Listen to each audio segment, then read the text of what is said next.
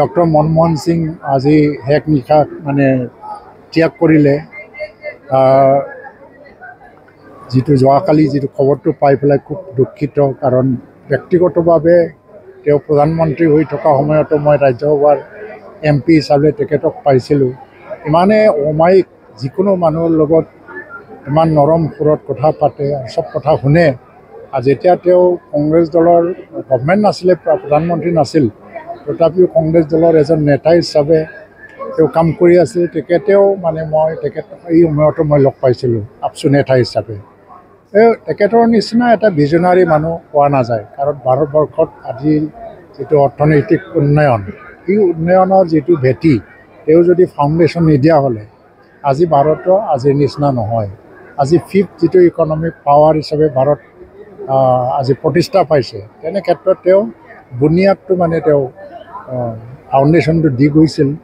আৰু সেইকাৰণে ভাৰতবাসীয়ে সদায় মানে কৃতজ্ঞ হৈ থাকিব। আৰু তেখেতৰ যিটো মৃত্যু, সেইটো ভাৰতৰ কাৰণে বহুত ক্ষতি, ডাঙৰ ক্ষতি। আৰু অকল ভাৰত বুলি নহয়, আমেৰিকা বা ইউৰোপ যিকোনো দেশতে প্ৰধানমন্ত্ৰী ডক্টৰ আমাৰ মনমোহন সিং ডাঙৰীয়া, তেখেতক শ্ৰদ্ধা কৰিছিল মানুহে, আৰু দেশ বিদেশৰ নেতাসকলে শ্ৰদ্ধা কৰিছিল।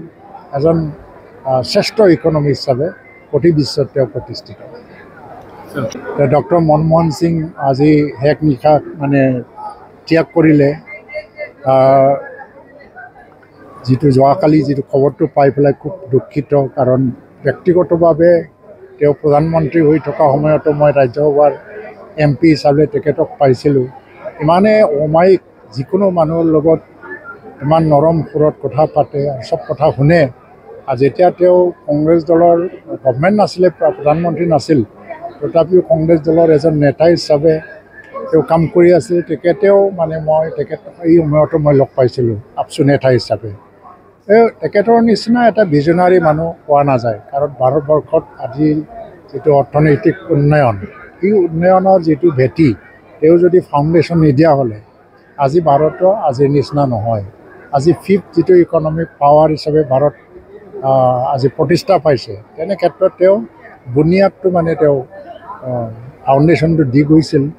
আৰু সেইকাৰণে ভাৰতবাসীয়ে সদায় মানে কৃতজ্ঞ হৈ থাকিব। আৰু তেখেতৰ যিটো মৃত্যু, সেইটো ভাৰতৰ কাৰণে বহুত ক্ষতি, ডাঙৰ ক্ষতি।